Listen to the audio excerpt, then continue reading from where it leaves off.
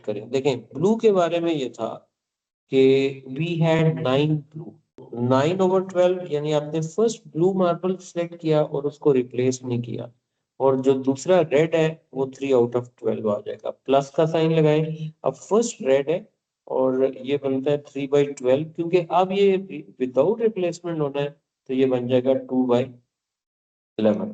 ठीक हो गया, ये हमारे पास बी बन जाएगा। अब देखो कि वो कह रहा है find the probability that first marble chosen is blue.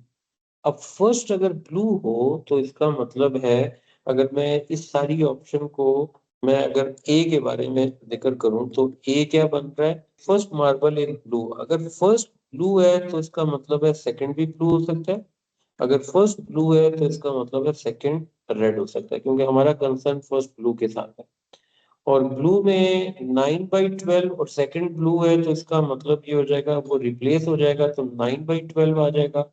अच्छा फिर उसके बाद देखें, और ब्लू रेड का मतलब क्या है कि 9/12, और क्योंकि ब्लू है और उसके बाद आ जाएगा 3/12। कंडीशनल प्रोबेबिलिटी अगर हम लिखें तो A given B means probability of A intersection B और divided by probability of B. Intersection का मतलब है कॉमन, ये पोर्शन और ये पोर्शन ये दोनों में कॉमन है। ठीक है, तो इसका मतलब है कि हमारे पास ऊपर तो आ जाएगा 9/12 इंटू 3/12, और नीचे प्रोबेबिलिटी ऑफ बी आना है तो बी की वैल्यू आ रही है 9/3/144। चलेंगे 27 27 144 प्लस 3 2 6, इसको वैसे हमने पहले सोल्व किया हुआ तो 1/22 आ रहा था, 1/22।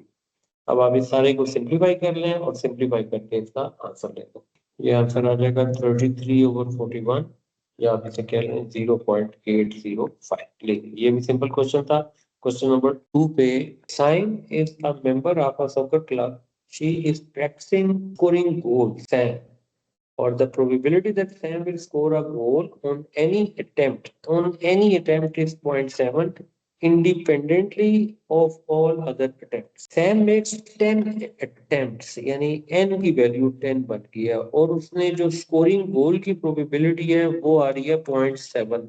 ऑपोजिट टू स्कोरिंग गोल का मतलब है नॉट स्कोरिंग, और नॉट स्कोरिंग आ जाएगा 0.3। Find the probability that Sam will score goals on fewer than 8, probability of x is less than 8। Less than 8 का मतलब देखा जाए तो 0 1 2 3 4 5 6, और आप ये देखें कि जो x है वो बाइनोमियली डिस्ट्रीब्यूट हो रहा है, जिसमें n की वैल्यू 10 आ गई और सक्सेस 0.7 बन रहा है। जब आप इन सारे नंबर पे बाइनोमियल डिस्ट्रीब्यूशन लगाएंगे तो ये हेक्टिक काम हो जाएगा, तो हम इसमें अदर वे राउंड जाएंगे। हमें लेस देन 8 नंबर चाहिए। अगर हम ऐसा करें कि x इज ग्रेटर और इक्वल टू 8 कर दें तो ये मसला किसी हद तक सॉल्व हो जाएगा, यानी x is equal to 8 plus probability of x is equal to 9 plus probability of x is equal to 10। तो 8 जब लेंगे तो 10C8 0.7 पावर 8 और 0.3 पावर 2, 10C9 और 10C10 1 आ जाएगा, 0.7 पावर 10 आ जाएगी और वो 0 हो जाएगा। इस सारे को सिंप्लीफाई करके आप इसका आंसर ले सकते हैं। इसका आंसर आ जाएगा 0.617। Find the probability that Sam's first successful attempt will be before her fifth attempt. अब देखें कि Sam's first successful attempt will be before her fifth attempt. Fifth attempt से पहले कोई भी उसकी सक्सेसफुल अटेम्प्ट हो सकती है, यानी अगर हम इसको देखते हैं बिफोर द फिफ्थ टर्म, यानी इसका मतलब फिफ्थ टर्म का जिक्र नहीं आ रहा, ये आ रहा है एक्स इज लेस देन 5 पे आ। ठीक। अच्छा अगर आप इसको सोचें कि फर्स्ट अटेम्प्ट में अगर वो सक्सेस करेगा तो ये आ जाएगा। अच्छा अब यहाँ से आप देखें सेकंड अटेम्प्ट का मतलब है कि फर्स्ट अटेम्प्ट में गोल नहीं हुआ, सेकंड में आया। Third mean 2 failure 1 success, fourth mean 3 failure 1 success, and this is 4 and less than 5 आना है, तो इसका मतलब है ये टर्म यहाँ तक जाएगी। अच्छा, इसी चीज को अगर हम इस फॉर्मूले से लिखें, X is less or equal to or का मतलब होता है 1 माइनस क्यू पावर आर। अब यहाँ पे हमें उसने जो वैल्यू दी है वो दी है लेस देन 5 दी है। लेस देन 5 का मतलब है कि हमें इस फॉर्मूले को यूज करने के लिए लेस आर इक्वल टू 4 करना पड़ेगा, क्योंकि 5 तो वैसे भी शामिल नहीं है। जब आप ये कर लेंगे तो 1 माइनस क्यू पावर 4 करते हैं। क्यू की वैल्यू थी 0.3 पावर 4 और ये क्विक आंसर आ जाएगा।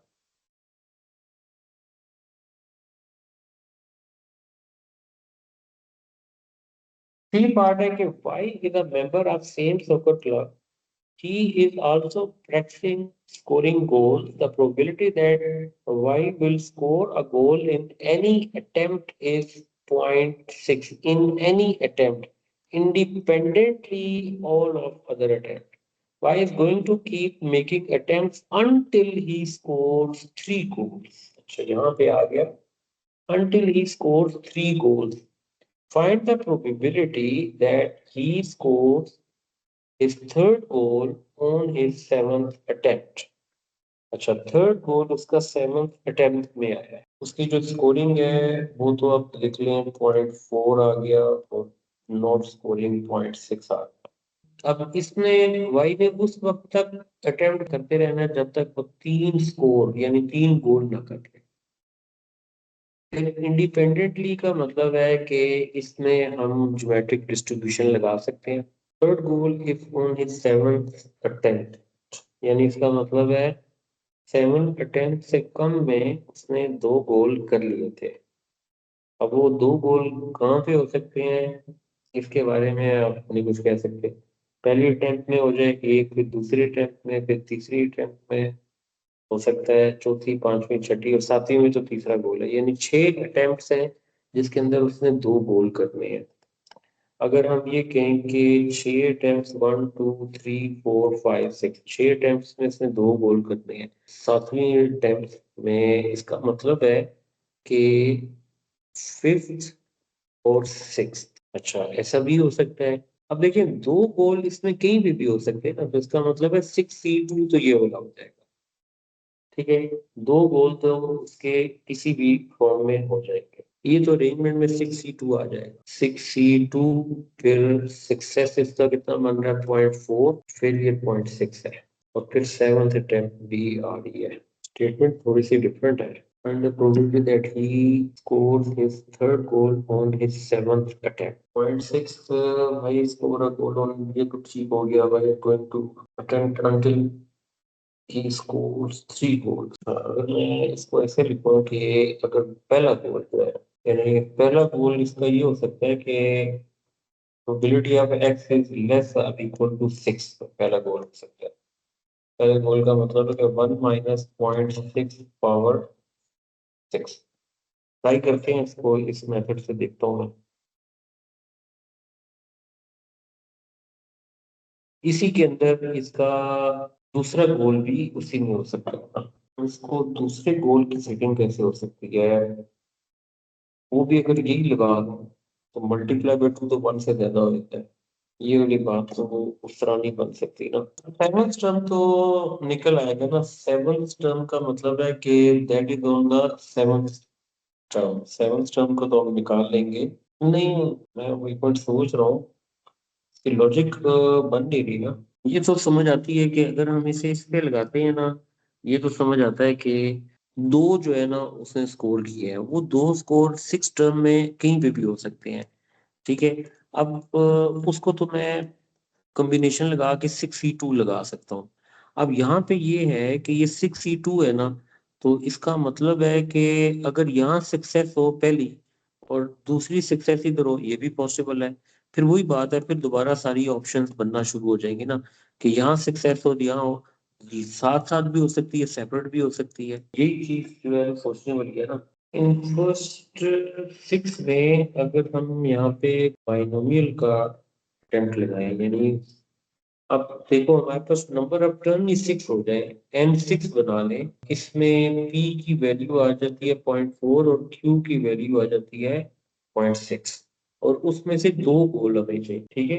अच्छा P 0.6 है और ये 0.4 है, सॉरी 0.6 और 0.4, हाँ अच्छा ठीक हो गया, अब ये समझ आ गई। मैं एक्चुअली सारे उस पे जा रहा था, लेकिन हमें थर्ड गोल का तो पता चल गया 7th अटेम्प्ट में है, लेकिन जो 2 गोल है ना वो 6 में से किसी भी टर्म में हो सकते हैं ना, तो उस पे बाइनोमियल लगा दिया, यानी ये बन जाएगा 6C2 0.6 आ जाएगा स्क्वायर 0.4 उस पे आ जाएगा पावर 4, ठीक है। ये आ गया जी आपके पास बाइनोमियल लग गया, मल्टीप्लाई कर दें इसको। अब 7th टर्म है ना, तो 7th टर्म में इसको मिल रही है सक्सेस, यानी उसने तीसरा गोल 7th में आ गया। तो ये 2 गोल 6 में से, जो 6 टर्म है उनमें से 2 गोल है, ये सीधे से बाइनोमियल लग गया। तो 6 में से 2 गोल हुए, अब वो कोई भी हो सकते हैं, और फिर ये 7th का तो कंफर्म था ना, ये इस तरह करके होगा, ये वाला क्वेश्चन इसमें बनता है। ये बन जाएगा shift C2 15 into 0.6 square into 0.4 power 4, ये आंसर आ गया है। इसको मल्टीप्लाई कर दें 0.6 के साथ, ये देखिए 0.0829। अच्छा अब ये देखें, तो आपको पता है इस क्वेश्चन में प्रॉब्लम क्या आ रही थी? प्रॉब्लम ये आ रही थी कि उसने तीसरे गोल को तो फिक्स कर दिया ना 7th के साथ। तो अगर हम यहाँ पे टर्न बनाते हैं ना 1 2 3 4 5 6 7, तो ये तो थर्ड गोल था ना, तो इसकी तो इशू नहीं है। इसका मतलब है ये जो 6 टर्न्स है ना, इस 6 टर्न्स में उसने 2 गोल करने हैं। अब वो पहला दूसरा भी हो सकता है, पहला तीसरा हो सकता है, पहला चौथा हो सकता है, पहला पांचवा, पहला छठा, इसी तरह फिर दूसरा तीसरा, फिर दूसरा चौथा, दूसरा पांचवा। अब ये तो एक बड़ा लंबा सा काम बनता है ना, तो इसका मतलब है कि आप ये समझें कि आपने 6 अटेम्प्ट्स करनी है, ठीक है, और इसको हम N6 कह देंगे, और आपको इसमें से 2 गोल चाहिए, और आपकी स्कोरिंग 0.6 है, यानी इसका मतलब है 6 में से 2 आपको गोल चाहिए। अब इसका मतलब है कि ये आ गई स्कोरिंग, ठीक है, 2 की, और ये नॉट स्कोरिंग रिमेनिंग की। तो इस तरह करके इसमें बाइनोमियल लगा। अब बाइनोमियल लग गया ना, क्योंकि आपने तो 7 टर्म पूरी करनी है, ये पूरी 7 टर्म है, तो आखिरी टर्म में 0.6 आ गया। इस तरह करके ये वाला क्वेश्चन लग रहा है। ठीक होगी बात, समझ आई? ओके जी, अब आ जाए जी इसके नेक्स्ट क्वेश्चन पे। ये क्वेश्चन इजी है, इसमें हिस्टोग्राम बनाना है। अगर हम इसमें सारी डिटेल चेक करें तो 0 से 40 आ रहा है, 20 से 30 आ रहा है, यानी क्लास बाउंड्रीज दी हुई है। तो इसका मतलब है कि हम इसको इजीली सॉल्व कर सकते हैं। पहले पार्ट में हमें ज़रा हिस्टोग्राम के लिए डेंसिटी फाइंड करनी है और स्केल लेना है, और calculate and estimate of the mean find करना है, और सी पार्ट में in which class interval does the lower quartile of the, okay, बाकी चीज फिर आसान हो जाएगी। तो पहले हम इस क्वेश्चन को थोड़ा सा देख लेते हैं। क्लास विड्थ 20, 10,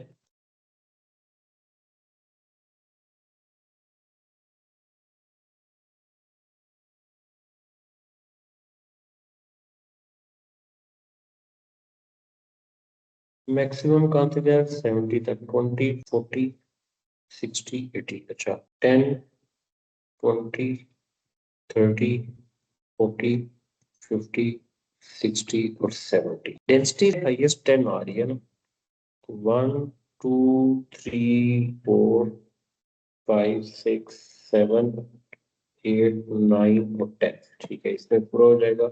और ये 11 हो गया। 0 से 20 पे 0.4 बन रहा है, 20 से 30 पे 2.3,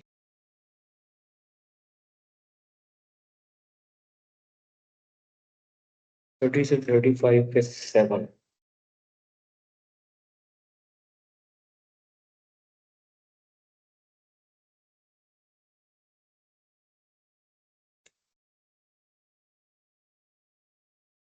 चलिए जी, ये वाला हो गया कंप्लीट। इसके बाद calculate and estimate mean time for these students to complete the work. Mid values ले रहे हैं, ये 10 आ जाएगा, 30 और 25 आ जाएगा, 65 है, 32.5, 35 प्लस 40 एंड डिवाइड बाई 2 करें तो 37.5, 90, 45, 120 एंड 60। अब आप इस सारे को लिख लें कि this is 80, 25 into 23,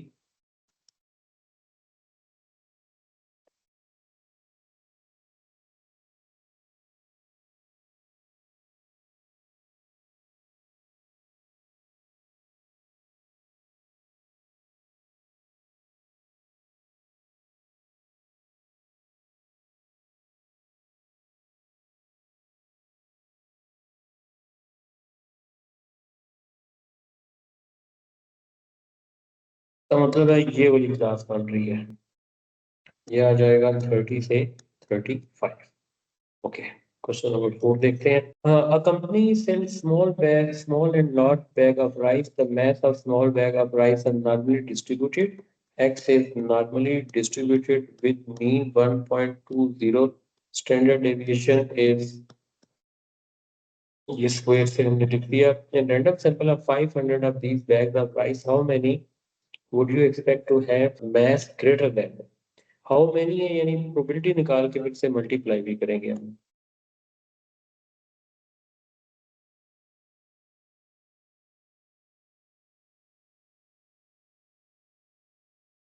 greater than का साइन आ रहा है, तो अगर हम बेल को बनाते हैं तो ये इसका मीन आ गया।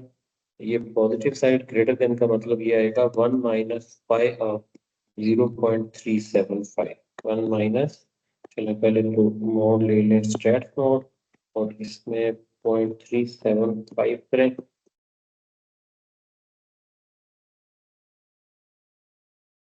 स्मॉल बैग है,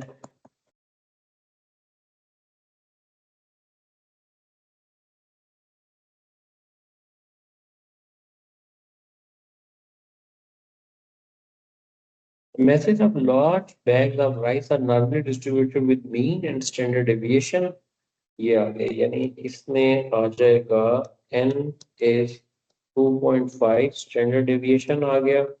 20% of these large bag of rice have mass less than 2.5. Probability of x is less than 2.4 is equal to 0.2%। कह रहा है कि standard deviation 20% of these bags of rice have mass less than 2.4। Large bag भी कह रहा है और less than 2.4 भी कह रहा है। इसका मतलब तो कुछ ऐसा बनता है कि अगर हम नॉर्मल डिस्ट्रीब्यूशन लेते हैं और यहाँ मीन लेते हैं जो कि 2.5 है, और 2.4 तो यहाँ आता है मीन के हिसाब से। अब इससे यहाँ पे स्मॉल बैग्स आने चाहिए, यहाँ स्मॉल बैग्स आएंगे तो इसका मतलब है ये लार्ज बैग है, और लेकिन इसकी प्रोबेबिलिटी कम दी हुई है। प्रोबेबिलिटी कम देने का मतलब है कि ये वाली वैल्यू जो है 2.4 से ग्रेटर, मीन आ रहा है 2.5 के जी 2.40, क्योंकि लार्ज बैग तो उसी तरफ आने हैं ना, यहाँ पे ग्रेटर का साइन आना चाहिए। Probability of z is greater than 2.4 minus 2.5 over standard deviation is equal to 0.2। probability of z is greater than minus 0.1 over standard deviation, 0.2 हो जाएगा। इसको आप a ले लेना, 0.2।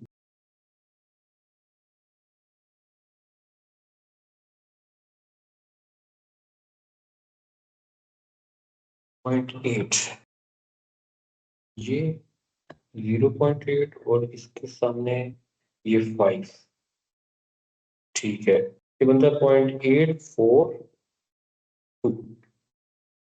ये बनता है 0.842, ये बन जाएगा e की वैल्यू है 0.842, और a की वैल्यू थी नेगेटिव 0.1 ओवर दिस। यहाँ पे भी माइनस, तो ये माइनस को प्लस करेगा क्योंकि a नेगेटिव साइड पे आ रहा है, ये माइनस a के साथ है।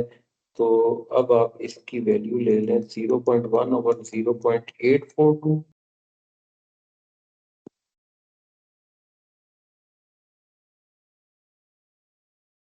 ये इसका आंसर आ जाएगा। सी पार्ट में random sample of 8 large bags और use suitable approximate and find the probability that fewer than 22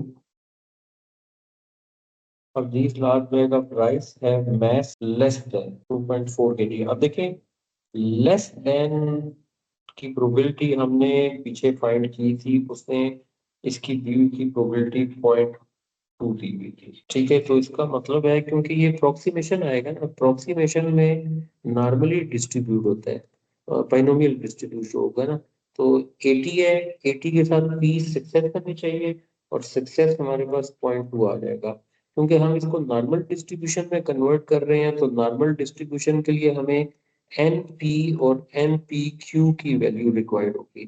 तो एन पी आ जाएगा,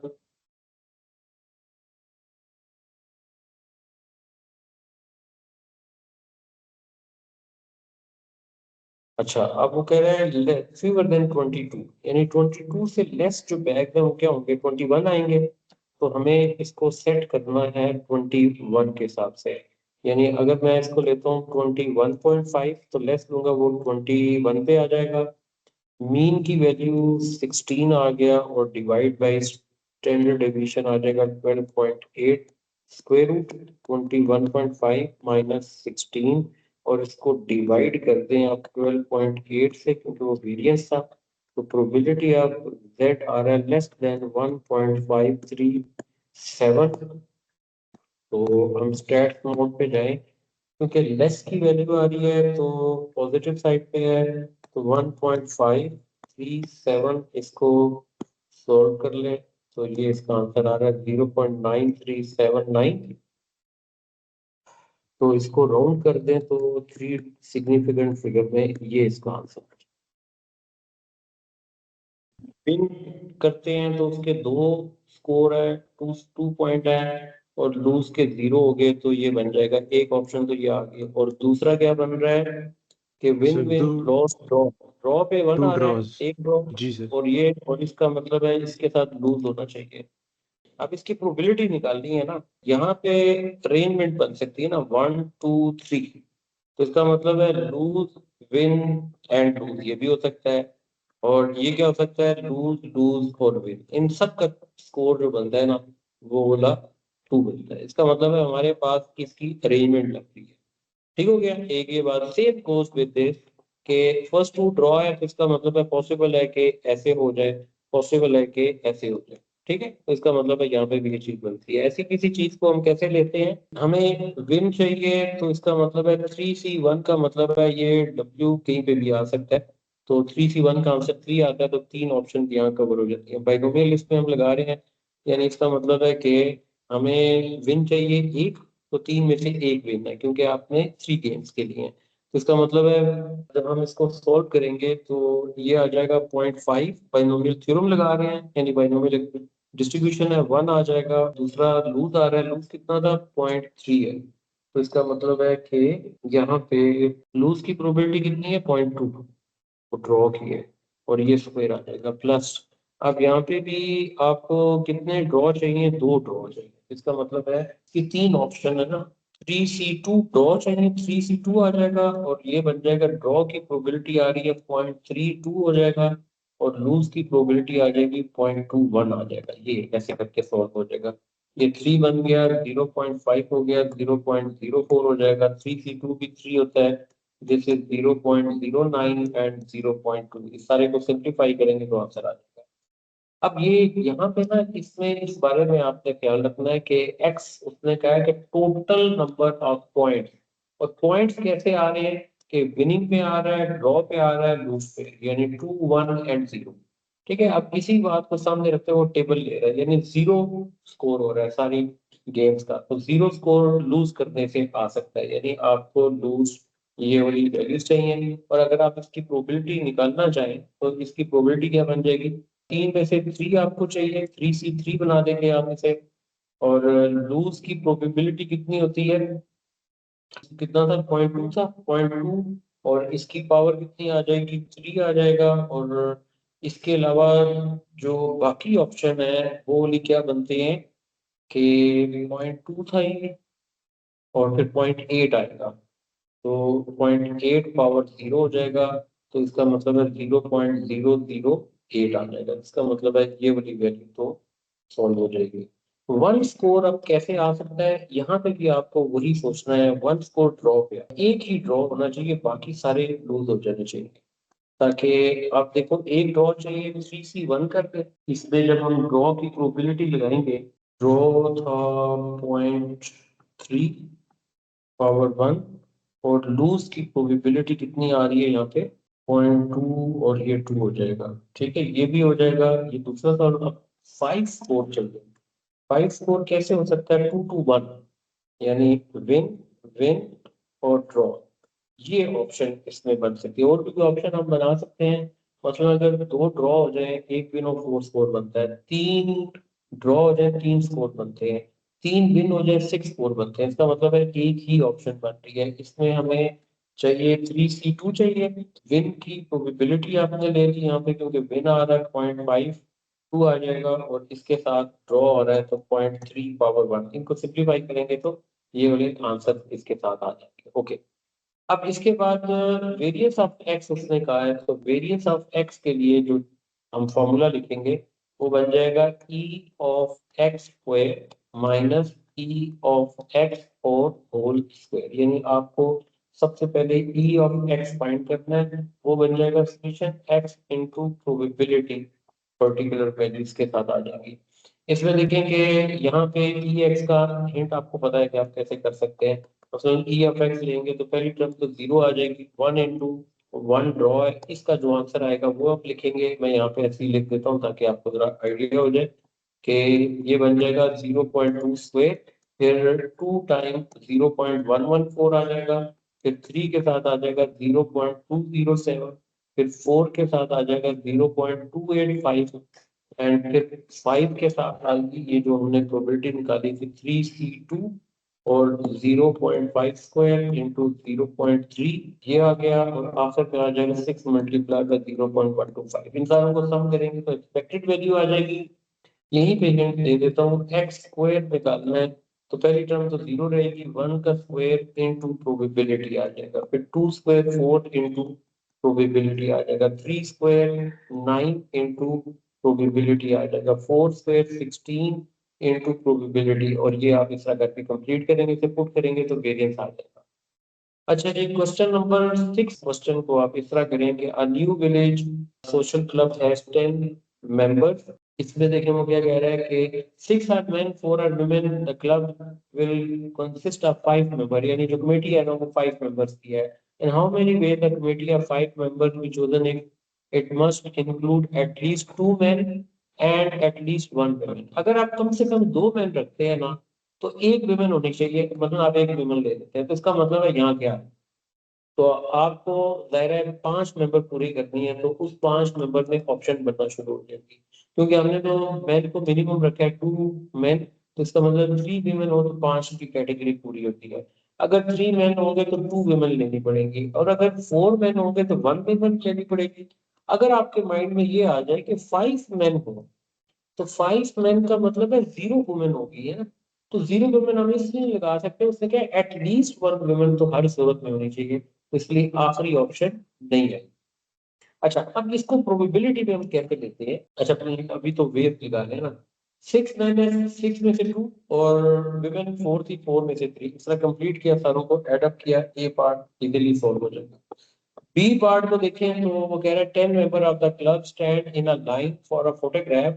How many different arrangements are there for the 10 member if all the men stand together and all the women stand together? आसान सी बात है, यानी ये आप ले लेते हैं all men और ये आप ले लेते हैं all women, अब ये सारी इकट्ठी हैं तो इसका मतलब है 6 इसमें मैन है, यानी 6 मैन इसमें आ जाएंगे, उसको आप 6 पिक्टोरियल कह देंगे, वो 6 पिक्टोरियल से एडजस्ट होंगे, फिर उसके बाद ऑल वुमेन 4 पिक्टोरियल आ गया, ये दोनों आपस में इंटरचेंज हो सकते हैं, यानी वुमेन पहले आ सकती है तो इसको मल्टीप्लाई करके आप आंसर ले सकते हैं।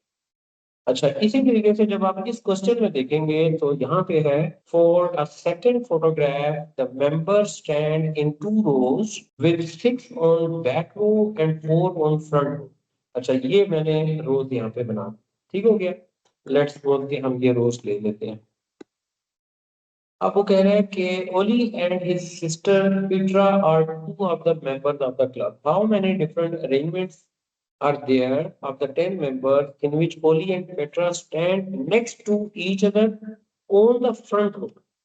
अच्छा, अब आप देखिए फ्रंट रो को आप जरा गौर करें, यहाँ पे आप कैटेगरी बन गई है ना, ओली ओली एंड पीट्रा इकट्ठे हैं, तो इसका मतलब है फ्रंट रो में वो पहली दो पोजीशन पे आ सकते हैं। ये भी फ्रंट रो की मैंने ऑप्शन यहाँ पे लिखी है, तो फ्रंट रो के दो ऑप्शन में वो सेकंड थर्ड पोजीशन पे आ सकते हैं और थर्ड एंड फोर्थ पोजीशन पे आ सकते हैं।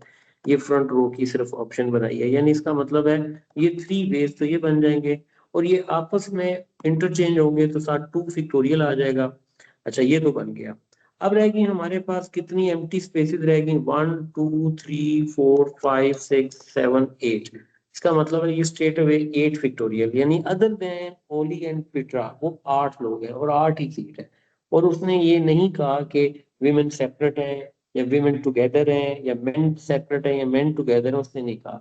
जब रैंडम हो जाता है ना तो सीधा सीधा फिक्टोरियल लग जाता है, तो 8 फिक्टोरियल मल्टीप्लाई बाय 3 और मल्टीप्लाई बाय 2, ये वाला इस तरीके से हो जाता है। ठीक हो गया।